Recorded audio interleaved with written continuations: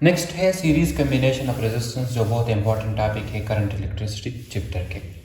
Series combination of resistance का क्या मतलब है कि जब हमारे पास रेजिस्टर लगेंगे किसी तरह एक ही पाथ में, मतलब क्या कि हमारे पास जो ये सर्किट होता है सीरीज कम्बिनेशन ऑफ रेजिस्टर्स का, इसमें क्या होता है कि करंट सिर्फ एक ही पाथ में फ्लो करेगा। मतलब क्या है कि इधर से हमारे पास चार्ज फ्लो करेगा, तो चार्ज फ्लो को हम क्या कहते हैं, करंट। तो करंट हमारे पास इस तरह एक ही लाइन में फ्लो करेगा और इसको हम कहते हैं series combination of resistance. Series combination of resistors का क्या मतलब, जब हम रेजिस्टर्स एक ही लाइन में लगाएंगे और करंट उस एक ही पाथ में फ्लो करेगा, ठीक है, करंट उस एक ही पाथ में फ्लो करेगा, तो उसको हम कहते हैं सीरीज कम्बिनेशन ऑफ रेजिस्टर या रेजिस्टेंस। ये हमारे पास है, ये क्या है, ये रेजिस्टर को शो करता है, ये भी रेजिस्टर और ये भी रेजिस्टर, मतलब रेजिस्टेंस 1, रेजिस्टेंस 2 एंड रेजिस्टेंस 3। इसको हम नाम देते हैं R1, इसको हम नाम देते हैं R2 और इसको हम नाम देते हैं R3।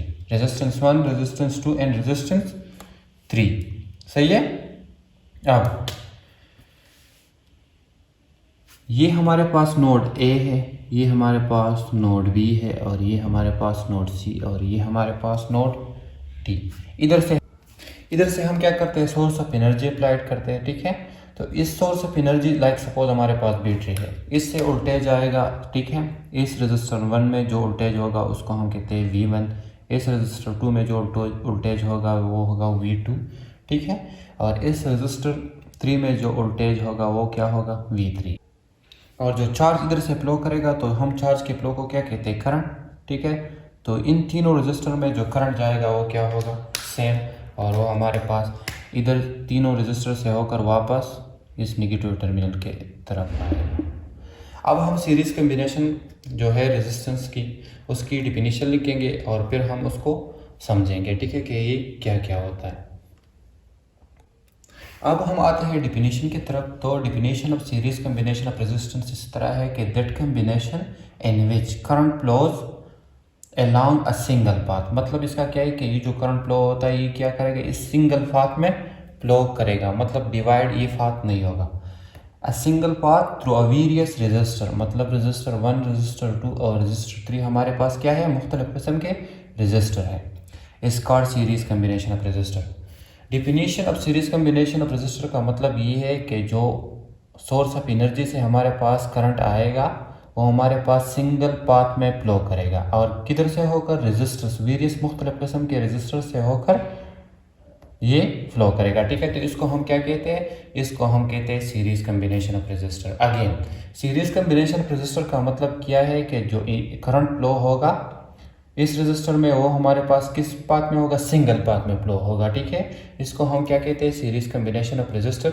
और मुख्तलिफ किस्म के जो वेरियस रेजिस्टर है उससे होकर वापस अपने नेगेटिव टर्मिनल की तरफ आएगा। अब सीरीज कम्बिनेशन ऑफ रेजिस्टर में इस तरह होता है कि जो ये 3 रेजिस्टर है इसमें हमारे पास करंट क्या होगा, करंट हमारे पास होगा सेम, ठीक है। करंट तीनों रेजिस्टर के लिए हमारे पास क्या होगा, नंबर 1 पॉइंट सेम।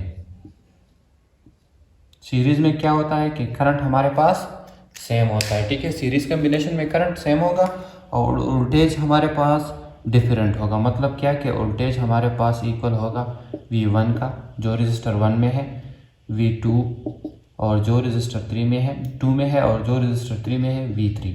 मतलब टोटल वोल्टेज हमारे पास इसमें अलग होगा, इसमें अलग होगा और इसमें अलग होगा। मतलब इसका ये हुआ कि वोल्टेज इन तीनों रेजिस्टर में सीरीज कम्बिनेशन में क्या होगा, डिफरेंट, और टोटल वोल्टेज हमारे पास जो वोल्टेज रेजिस्टर 1 में है, जो वोल्टेज रेजिस्टर 2 में है, जो वोल्टेज रेजिस्टर 3 में है, इन तीनों के कम्बिनेशन से बनेगा। तो सीरीज कम्बिनेशन में क्या होता है कि करंट सेम और वोल्टेज हमारे पास मुख्तलिफ रेजिस्टर में डिफरेंट होगा। ये दूसरा पॉइंट हो गया।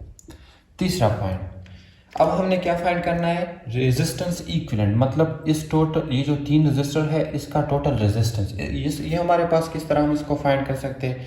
तो हमें मालूम है कि हमारे पास फ्रॉम ओहम लॉ V बराबर होता है, अप्लाइड वोल्टेज किसके बराबर होता है, करंट इनटू रेजिस्टेंस के, करंट इनटू रेजिस्टेंस के। देन अब हमारे पास V1 बराबर होगा किसका, आई तो हमारे पास तीनों में सेम है ना, आई इसमें भी सेम है, इन तीनों का करंट क्या है, same.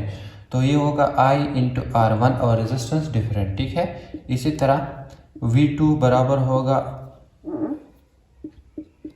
I two, sorry I same, I क्या है, सेम और R two. Then V three हमारे पास बराबर होगा आई सेम और रेजिस्टेंस 3 में, मतलब यह कि वोल्टेज V1 इसमें, वोल्टेज V2 इसमें और वोल्टेज V3 इसमें। और हमें इसका फार्मूला मालूम है from Ohm law, I R one, resistor 1, resistor 2 और रेजिस्टर 3। अब अगर हम इस V1 की वैल्यू, V2 की वैल्यू और V3 की वैल्यू इसमें पुट करें तो ये हो जाएगा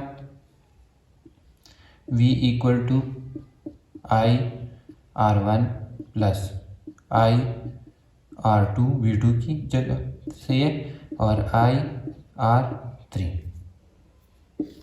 अब जो V है, V हमारे पास बराबर है किसके, I इंटू आर के, सही है।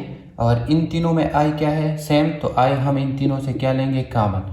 तो ये बराबर हो जाएगा R1 plus R2 plus R3, समझ गए।